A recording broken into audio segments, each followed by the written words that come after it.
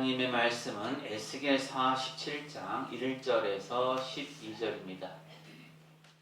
그가 나를 데리고 성전 문에 이르시니 성전의 앞면이 동쪽을 향하였는데 그 문지방 밑에서 물이 나와 동쪽으로 흐르다가 성전 오른쪽 제단 남쪽으로 흘러 내리더라.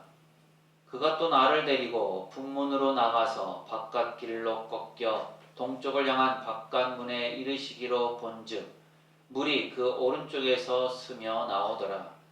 그 사람이 손에 줄을 잡고 동쪽으로 나아가며 천척을 측량한 후에 내게 그 물을 건너게 하시니 물이 발목에 오르더니 다시 천척을 측량하고 내게 물을 건너게 하시니 물이 무릎에 오르고 다시 천척을 측량하고 내게 물을 건너게 하시니 물이 허리에 오르고 다시 천척을 측량하시니 물이 내가 건너지 못할 강이 된지라. 그 물이 가득하여 헤엄칠 만한 물이요 사람이 능히 건너지 못할 강이더라. 그가 내게 이르시되 인자야 네가 이것을 보았느냐 하시고 나를 인도하여 강가로 돌아가게 하시기로 내가 돌아가니 강 좌우편에 나무가 심이 많더라. 그가 내게 이르시되 이 물이 동쪽으로 향하여 흘러 아라바로 내려가서 바다에 이르리니 이 흘러내리는 물로 그 바다의 물이 되살아나리라. 이 강물이 이르는 곳마다 번성하는 모든 생물이 살고 또 고기가 심이 많으리니 이 물이 흘러 들어가므로 바닷물이 되살아나겠고 이 강이 이르는 각처에 모든 것이 살 것이며 또 이 강가에 어부가 설 것이니 엔게디에서부터 에네글라임까지 금을 치는 곳이 될 것이라. 그 고기가 각기 종류를 따라 큰 바다의 고기같이 힘이 많으려니와 그 진펄과 개펄은 되살아나지 못하고 소금땅이 될 것이며 강 좌우가에는 각종 먹을 과실나무가 자라서 그 잎이 시들지 아니하며 열매가 끊이지 아니하고 달마다 새 열매를 맺으리니 그 물이 성소를 통하여 나옴이라. 그 열매는 먹을 만하고 그 잎사귀는 약 재료가 되리라. 아멘. 오늘도 예배에 참여하신 모든 분에게 하나님의 은혜와 평강이 늘 함께 하시기를 바랍니다. 특별히 9월 넷째 주일을 맞아 함께 예배하는 우리 청소년 또 청년을 축복합니다. 하나님께서 우리 청소년과 청년의 앞길을 형통하게 열어주시기를 간절히 바랍니다. 아멘. 혹시 여러분 로빈슨 크루소 아십니까? 오래전 소설인데요. 아마 한 번쯤은 더 다 들어봤을 것 같습니다. 모험 소설의 원형이라고도 불리는데요. 무인도 표류기를 다루고 있습니다. 이 사람이 28년간을 무인도에서 생활하다가 다시 문명세계로 돌아가는 내용을 다루고 있는데요. 소설이었고요. 또 영화로도 제작이 되었습니다. 이 소설 중에 이런 글이 있어요. 나는 무서운 파도가 밀려드는 속에서 어서 저 파도가 우리를 삼켜버렸으며 그래서 우리가 탄 이 배가 바닷속에 침몰되어 다시는 떠오르지 않게 되었으면 하고 바란다. 그러한 마음의 고통과 두려움 속에서 나는 맹세하고 또 결심했다. 즉, 이 항해에서 내 목숨을 보존하는 것이 하나님을 기쁘게 하는 일이라면, 그리고 내가 만일 마른 땅을 다시 한번 밟을 수 있게 된다면 나는 곧바로 내 아버지가 계시는 집으로 달려가 내 살아 생전에 다시는 배를 타지 않겠노라고 약속하리라. 그러나 다음날 바람이 가라앉고 바다가 평정을 되찾자 나는 또다시 마음이 바뀌는 것을 느꼈다. 즉 바다가 원래의 고요 상태로 되돌아오고 모든 것이 평온해지자 바다가 우리를 삼켜버릴 것 같던 두려움과 공포가 씻은 듯이 사라져 버린 것이다. 그리고 나는 그 절망의 순간에 내렸던 결단과 맹세를 전부 일시에 잊어버렸다. 어떻습니까? 우리도 그렇지 않습니까? 우리의 마음도 이렇게 왔다 갔다 하고 결정하고 약속하고 맹세했던 것들이 한순간에 바뀌는 일들을 경험하지 않으십니까? 물론 자기 혼자 그런 생각을 하고 뭐 결정을 하고 약속을 했다가 뒤 없는 거야 뭐 크게 문제가 되지 않을 수도 있지만 사람들과의 관계 속에서 자꾸 이런 모습을 보이게 되면 그 사람은 신뢰를 잃게 되죠. SBS의 예능 프로그램 중에 러닝맨이 있습니다. 혹시 보십니까? 예전에 여기에 출연했던 배우 중 이광수 씨가 있는데요. 이 이광수 씨가 여러 가지 별명을 가지고 있었는데 그 중에 하나가 배신 기린이었습니다. 얼굴이 기린같이 생겼다, 길다라고 해서 기린이었는데 배신을 하도 잘하다 보니까 배신 기린이라는 별명이 생긴 거죠. 약속을 하면 지켜야 되는데 게임 중에서도 약속을 해놓고 지키지 않고 자꾸 배신을 하니까 프로그램이 지속되면 지속될수록 아무리 이광수 씨가 진실되게 그런 게임에 임해도 사람들이 그 말과 행동을 믿지 못하는 장면들이 많이 생겨났었습니다. 약속은 꼭 지켜야 되는 걸까요? 지켜도 되고 안 지켜도 되는 겁니까? 약속은 반드시 지켜야 되는 거죠. 지키지 못하면 결국 사람들 사이의 신뢰관계가 무너지는 것을 볼 수가 있습니다. 이렇게 약속과 신뢰는 서로 연관이 되어 있죠. 약속을 잘 지키면 신뢰관계가 형성되고 또 그 신뢰관계를 토대로 약속이 또 이루어집니다. 여러분 어떠십니까? 여러분 자기 자신과의 약속을 잘 지키십니까? 또 다른 사람과의 약속은 잘 지켜가시나요? 또 하나님과의 약속은 잘 지키고 계십니까? 우리 앞뒤 좌우에 계신 분들과 이렇게 인사하실까요? 하나님의 약속은 변하지 않습니다. 하나님의 약속은 변하지 않습니다. 한 번 더 하시죠. 하나님과의 약속을 잘 지킵시다. 하나님과의 약속을 잘 지킵시다. 오늘 말씀도 약속에 관한 내용이죠. 하나님께서는 이스라엘 백성들과 언약, 약속을 맺으십니다. 물론 이전에도 하나님은 이스라엘 백성들과 약속을 맺으셨죠. 이스라엘 백성들을 출애굽시킨 후에 시내산에서 하나님께서 이스라엘 백성과 맺은 언약입니다. 너희가 내 말을 잘 듣고 잘 따르고 순종하면 내가 너희의 하나님이 되겠다라는 것, 그리고 너희는 내 백성이 된다라는 그런 말씀이었죠. 이 언약 관계를 토대로 해서 하나님이 이스라엘 백성들을 가나안 땅으로 인도하셔서 그곳에서 정착해 살도록 하셨습니다.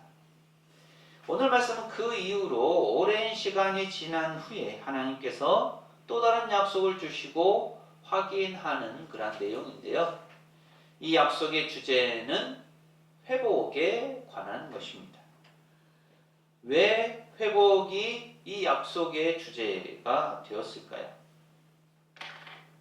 지금 이스라엘의 상황이 어렵기 때문입니다. 지금 이스라엘의 상황은 나라가 바벨론에 의해서 멸망을 당하고 많은 사람들이 세계에 흩어지고 또 바벨론의 포로로 잡혀와 있는 때입니다. 이때 하나님의 말씀을 받아서 포로로 잡혀와 있는 이스라엘 백성들에게 하나님의 말씀을 선포했던 사람이 바로 에스겔 선지자이죠. 그리고 에스겔 선지자에게 하나님께서 이전에 보여주셨던 환상이 무엇이었냐면 그것은 하나님의 성전에서 하나님의 영광이 떠나는 모습이었습니다. 성전이 어떤 곳입니까? 하나님께서 임재하시는 곳, 하나님께서 거하시는 곳입니다. 하나님의 역사의 상징이죠. 그런데 그곳에서 하나님의 영광이 떠났다라는 것은 그만큼 이스라엘의 범죄와 타락이 심각했다라는 것을 보여줍니다. 그 정도였기에 결국 하나님의 심판이 이스라엘 가운데 임했던 것이다 라고 할 수 있는 거죠. 그랬다가 하나님께서 다시 환상을 보여주시는데요.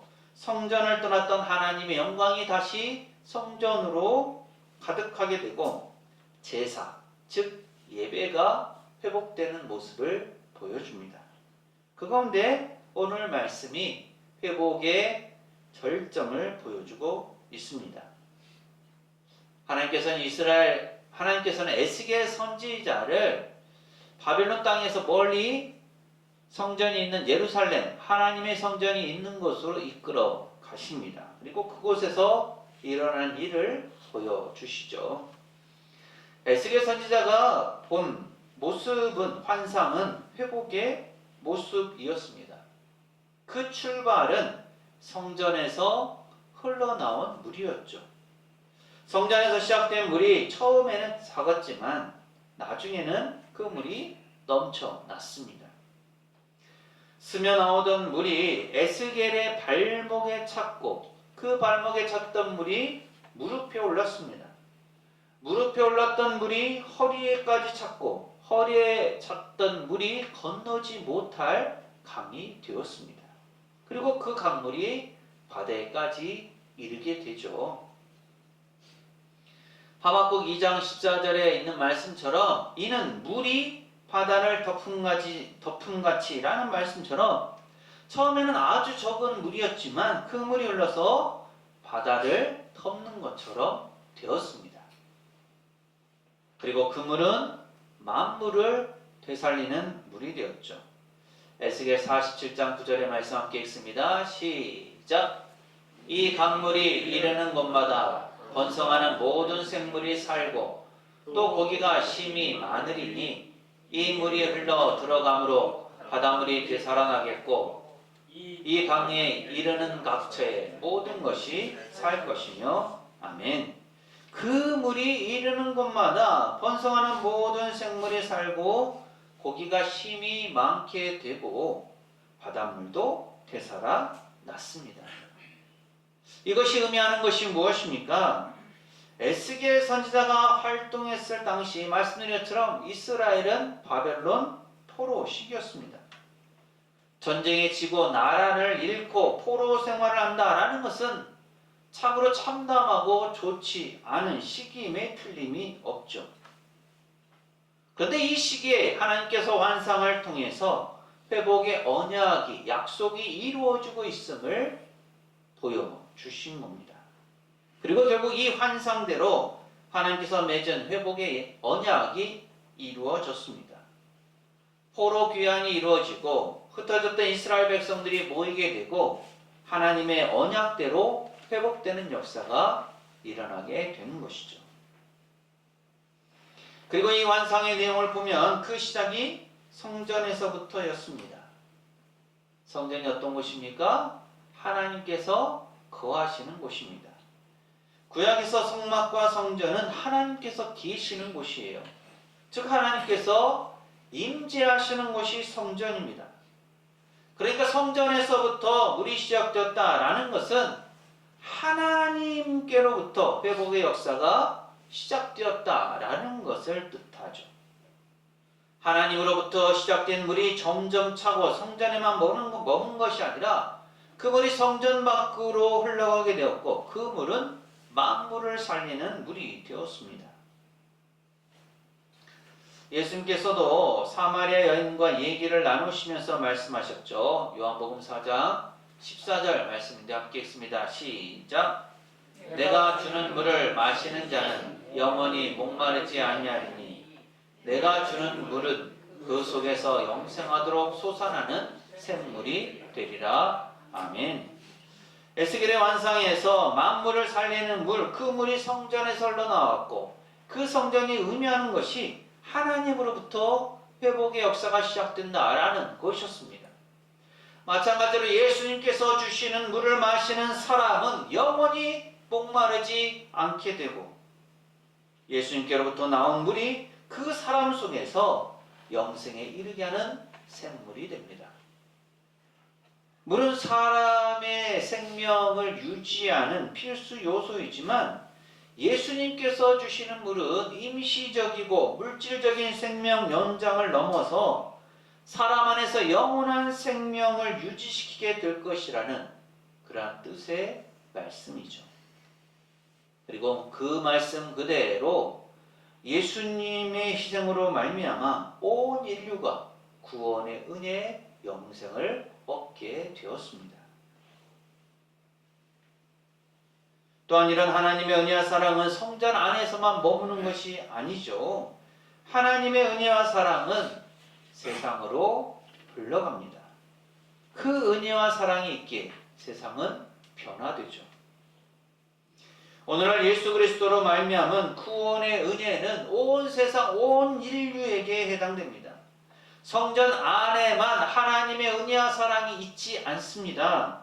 하나님의 은혜와 사랑은 세상 속 우리의 가정에도 있고 우리가 살아가는 삶의 현장에도 있습니다.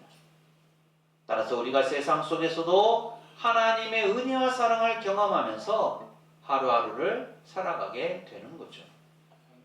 우리가 어떻게 예수님을 알고 예수님을 믿게 되었습니까? 그것은 하나님의 은혜와 사랑이 우리에게 전달되었기 때문입니다. 누군가가 하나님의 은혜를 받았고 하나님의 사랑을 받았기에 그 은혜와 사랑을 우리에게 전달해 주는 거죠. 그래서 우리가 예수님을 알고 예수님을 믿게 되었습니다. 먼저 믿은 사람들이 전하였기에 많은 이들에게 하나님의 은혜와 사랑이 전달된 겁니다. 그러니까 우리도 이런 하나님의 은혜와 사랑을 받았기 때문에 우리가 받은 하나님의 은혜와 사랑을 다른 사람들에게, 이웃에게, 친구에게 전해 주어야 합니다. 그것이 마땅한 그리스도인의 삶이 되겠죠. 이렇게 살아가기 위해 우리가 해야 하는 것이 무엇일까요? 우리의 삶이 하나님 중심, 성전, 즉 교회 중심, 예배 중심이어야 합니다. 우리는 하나님 중심으로 살아야 하죠. 우리가 이 세상을 살아가지만 다른 어떤 것도 하나님을 대신할 수는 없습니다. 부모 없이 우리가 이 세상에 태어날 수 없는 것처럼 하나님 없이 우리가 이 세상을 살아갈 수는 없습니다. 하나님을 나의 모든 삶의 중심에 두어야 합니다. 그리고 우리는 교회 중심으로 살아야 합니다. 가정이 소중하고 가정이 우리 삶의 터전이 되듯이 신앙인인 우리에게 신앙의 터전은 바로 교회입니다. 교회 안에서 우리는 평안함을 얻고 새 힘을 얻습니다. 그렇게 교회는 내 신앙의 울타리, 생명의 공동체가 됩니다. 따라서 교회를 내 신앙의 중심에 두어야 하죠. 또한 우리는 예배 중심으로 살아야 합니다. 인생에서 성공과 실패의 기준이 무엇입니까? 돈입니까? 명예입니까? 권력입니까? 아니면 오래 사는 것입니까? 신앙에서 성공과 실패의 기준은 무엇일까요? 바로 예배입니다. 예배에 성공한 사람이 신앙과 삶에 성공한 사람이고 예배에 실패한 사람은 신앙과 삶에 실패한 사람입니다. 예배를 통해서 하나님과의 관계가 온전히 회복되지 않고서는 회복을 말할 수 없습니다. 신앙인으로서 나의 모든 관심을 하나님과의 관계 회복, 예배에 두어야 합니다. 나 자신의 삶에서 예배가 회복되어야 하고 그로 인해서 교회 공동체가 바로 세워져야 하고 그랬을 때 하나님께 영광이 돌려지고 하나님의 영광이 나타나게 됩니다. 아멘. 우리가 하나님을 사랑하면서 살아갈 때 주일에 교회에 나와서 예배드림을 통해 은혜를 경험합니다. 그리고 세상에 나가서 하나님의 힘과 지혜와 능력을 가지고 살아가죠. 이렇게 생활하는 것이 하나님 중심으로, 교회 중심으로, 예배 중심으로 사는 삶입니다. 우리가 예수님을 믿는 것 자체가 은혜이지만 우리 자신이 하나님 중심, 교회 중심, 예배 중심의 삶을 살아갈 때 우리는 하나님의 은혜와 사랑을 충만히 경험할 수가 있습니다. 예수님은 제자들을 향해서 오늘날 우리를 향해서 너희는 세상의 소금이고 빛이다 라고 말씀하셨습니다. 소금이 하는 일이 무엇이고 빛의 기능은 무엇입니까? 소금이 여러 가지 많은 일들을 하고 여러 가지 기능을 담당하지만 가장 근본적이고 중요한 것은 맛을 내는 거죠. 소금이 맛을 내지 않으면 그 소금은 아무 쓸모가 없어져 밖에 버려질 따름입니다. 빛도 마찬가지죠. 빛은 비추어야 합니다. 비추지 못하는 빛은 아무 쓸모가 없습니다. 빛이라고 할 수도 없겠죠. 그렇게 소금의 역할, 빛의 역할을 우리가 잘 감당하는 것이 중요하죠. 빛과 소금이 그 역할을 잘 감당하게 되면 이 세상에서 빛을 발할 수 있고 맛을 낼 수가 있게 됩니다. 신앙인으로서 소금과 같은 빛과 같은 그 역할은 무엇일까요? 마태복음 5장 16절은 이렇게 말씀합니다. 함께 읽습니다. 시작. 이같이 너희 빛이 사람 앞에 비치게 하여 그들로 너희 착한 행실을 보고 하늘에 계신 너희 아버지께 영광을 돌리게 하라. 아멘. 소금과 같은 빛과 같은 그 역할이 무엇입니까? 바로 착한 행실입니다. 착한 행실로 살아갈 때 우리는 세상에서 빛을 내고 맛을 낼 수 있습니다. 그런 우리의 착한 행실로 세상을 변화시킬 수 있습니다. 머물러 있는 것은 결코 좋지 않습니다. 흘러가야 하고 흘려보내야 하죠. 흐르는 물에는 이끼가 끼지 않고 고인 물은 썩기 마련입니다. 따라서 하나님의 은혜와 사랑이 내 안에만 머물러 있어서는 안 됩니다. 우리가 받은 은혜와 사랑을 다른 이들에게 전해야 하고 세상 속에 흘려보내야 합니다. 우리는 복의 통로가 되어야 합니다. 그렇게 우리가 하나님의 은혜와 사랑을 흘려보낼 때 비로소 하나님의 회복의 역사가 우리를 통해서 이루어집니다. 하나님께서는 포로로 잡혀가 있는 이스라엘 백성들에게 회복을 약속하셨습니다. 성전에서 흐르는 물을 통해 보여주셨고 그리고 실제로 그 약속을 이루셨습니다. 그로 인해 이스라엘 공동체는 회복되었죠. 하나님은 오늘 우리에게도 구원의 약속, 회복의 언약을 맺어 주셨습니다. 하나님으로부터 시작된 구원의 은혜가 우리에게 이어졌죠. 이제 구원받은 우리에게는 회복의 사명이 주어져 있습니다. 우리를 통해서 회복의 역사를 이루어 가야 합니다. 그러기 위해서 우리는 이 땅에서 하나님 중심, 교회 중심, 예배 중심으로 살아가야 합니다. 아멘. 오늘 우리의 삶은 어떻습니까? 예배가 회복되고 있습니까? 교회 공동체가 바로 서가고 있습니까? 나는 그 안에서 맡은 일들을 성실히 잘 감당합니까? 또한 세상에 나가 하나님의 은혜와 사랑을 흘려보내고 있습니까? 우리가 먼저 받은 하나님의 은혜와 사랑을 꼭 기억하시기 바랍니다. 아멘. 그리고 그 은혜와 사랑을 세상 가운데, 세상 속에 흘려보내시기 바랍니다. 아멘. 그래서 우리의 착한 행실로 세상을 변화시키는 회복의 역사를 이루는 우리 모든 세상의 교우들이 되시기를 간절히 소망합니다. 아멘. 기도합니다. 하나님은 이스라엘 공동체 회복을 약속하셨습니다.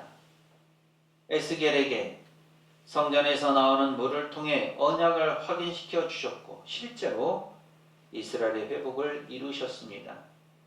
오늘 저희에게도 회복의 언약이 맺어짐에 감사드립니다. 아멘. 예수 그리스도를 믿음으로 말미암아 저희에게 구원의 은혜가 주어졌고 저희에게 회복의 사명이 주어진 줄 믿습니다. 아멘. 온전한 회복을 위해서 하나님 중심, 교회 중심, 예배 중심의 신앙생활을 하게 하옵소서. 아멘. 또한 세상에 나가 착한 행실을 통해 소금과 빛의 역할을 감당함으로 하나님의 은혜와 사랑을 흘려보내게 하옵소서. 아멘. 그래서 세상을 변화시키고 사랑으로 회복시키는 저희 모든 교우가 되게 하옵소서. 예수님 이름으로 기도합니다. 아멘. 하나님 중심, 교회 중심, 예배 중심은 신앙생활의 기본입니다. 이러한 신앙생활을 통해 우리가 하나님의 은혜와 사랑을 흘려보낼 때 세상은 하나님의 은혜와 사랑으로 회복됩니다. 사랑하는 새송교회 교우 여러분, 이 말씀을 가슴에 새기고 세상으로 나가십시오. 하나님께서 우리와 함께 하십니다.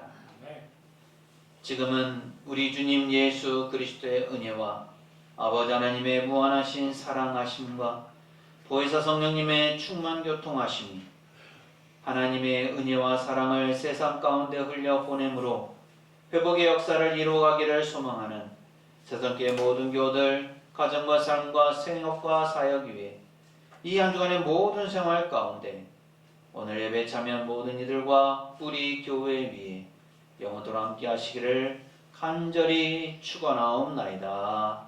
아멘.